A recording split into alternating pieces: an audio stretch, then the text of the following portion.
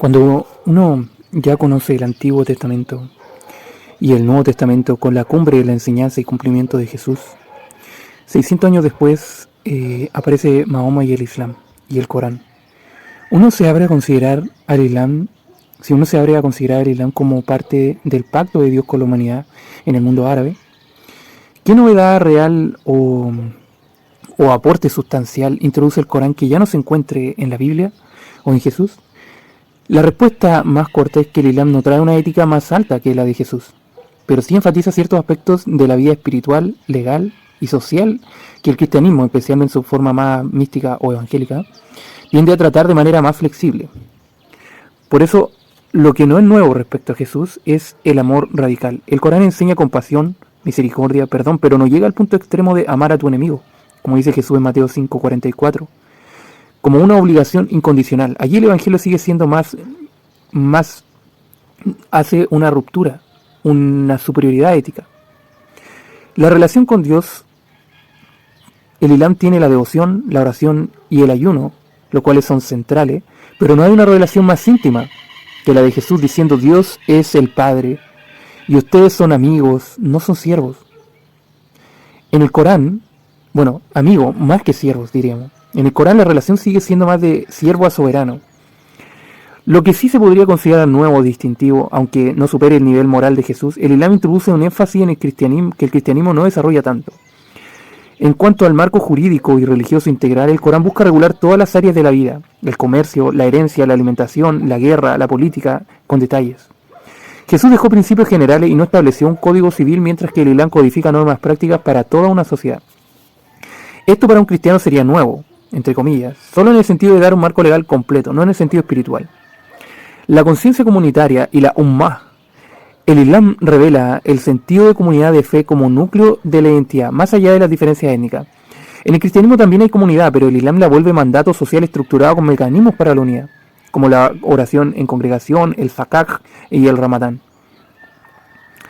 La noción de preservación profética final. El Corán se presenta como la última revelación que corrige distorsiones anteriores. La idea de que Dios protege un texto sin alteración hasta el fin de los tiempos es algo que el Nuevo Testamento no afirma explícitamente sobre sí mismo.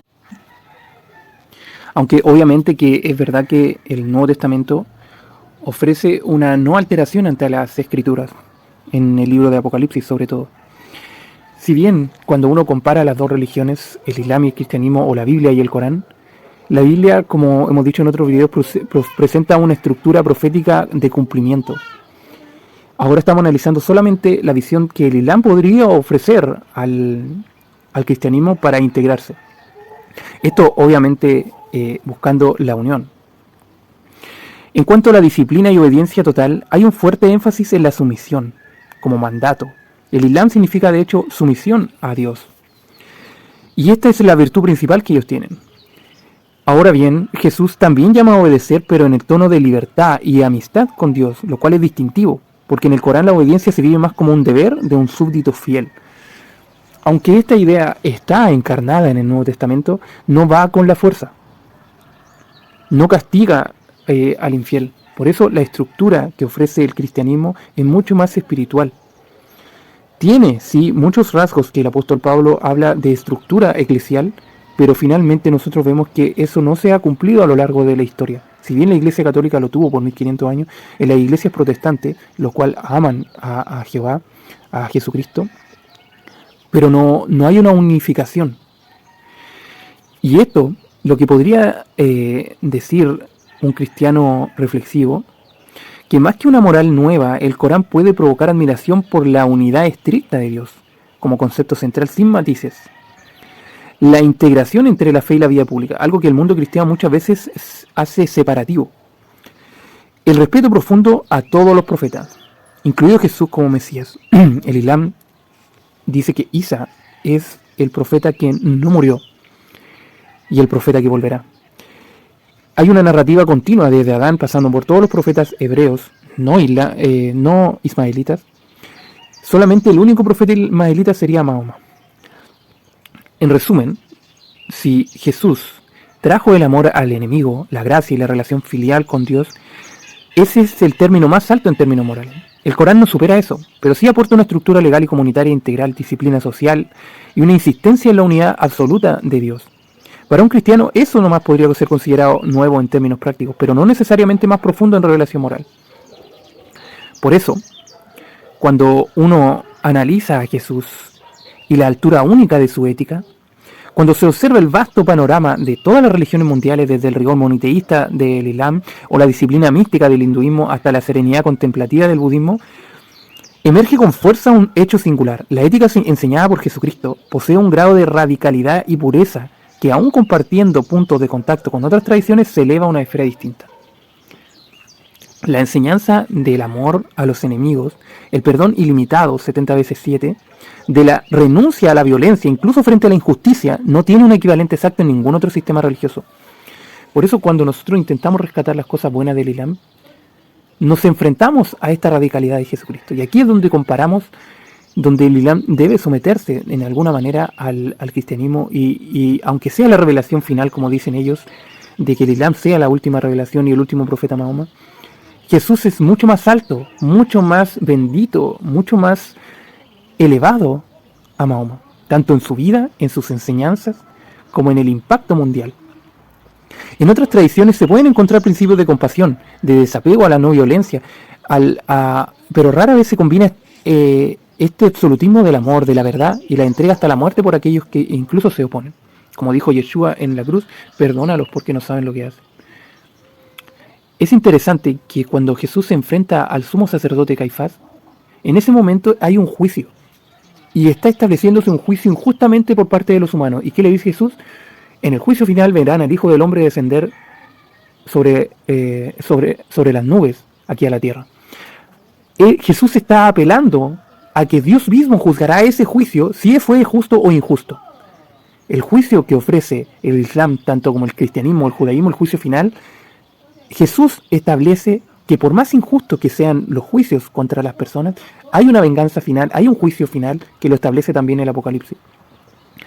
Por eso, la visión del reino de Jesucristo va mucho más allá de lo moral.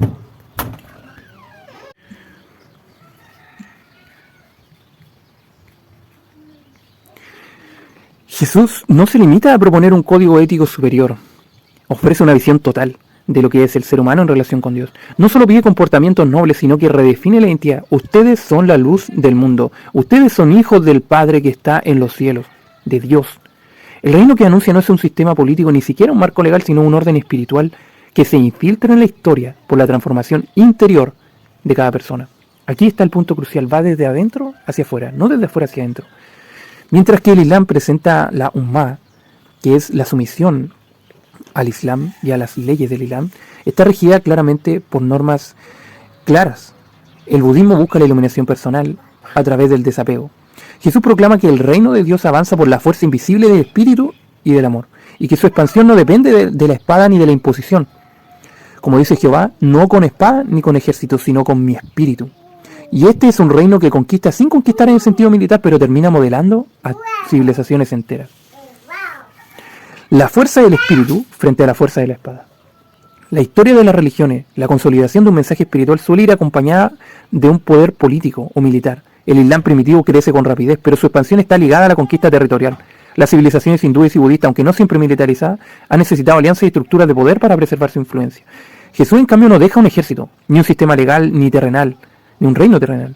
La única arma que entrega es la verdad proclamada con amor, y la única estructura que organiza es una comunidad de testigos.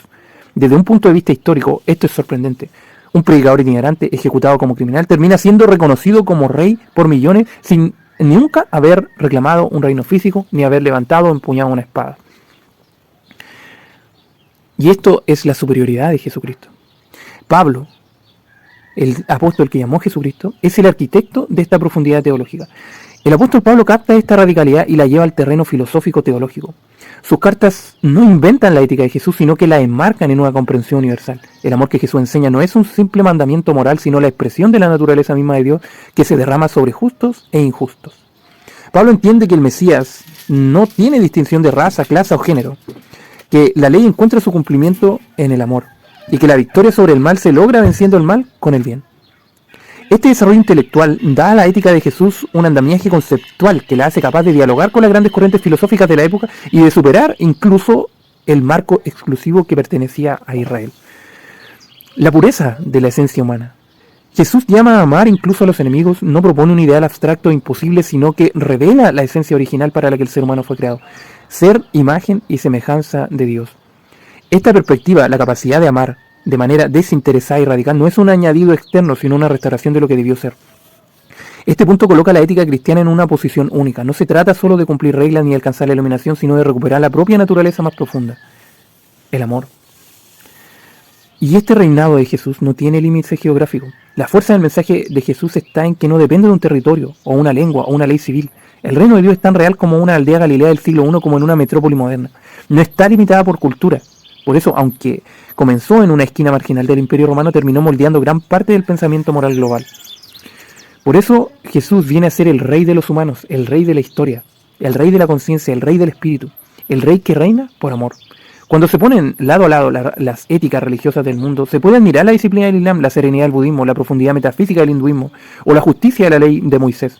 Pero la propuesta de Jesús trasciende a todas ellas, va mucho más allá. Es un amor incondicional que se entrega incluso hasta la muerte, que no exige reciprocidad por actuar, que vence no por la fuerza física, sino por la convicción interna. Y este amor es el centro de un reino que no se impone, pero que termina ganando corazones, transformando cultura. En ese sentido, Jesús no solo se presenta como un mandamiento nuevo, presenta el camino, la verdad y la vida. Lo vive en cada una de sus circunstancias en la vida, incluso en su muerte, incluso en su resurrección. Él es el único profeta que ha profetizado habiendo estado muerto y en una nueva vida resucitado. Es el resucitado que sigue hablando, que sigue enseñando. Esto no tiene comparativa en ninguna otra historia de la religión. Por eso, cuando concluimos que comparamos tanto el Islam como el cristianismo, vemos que el Corán debe sujetarse, aún con su base del Corán y los hadices, debe sujetarse a la superioridad de Jesucristo. De alguna manera, esto es humanamente casi imposible, pero hoy vemos que muchos islámicos se están volviendo, están soñando con Jesús. Muchos testimonios ven a Jesús y aunque tengan raíces islámicas, se enfocan y vuelven su vida a la ética de Jesucristo.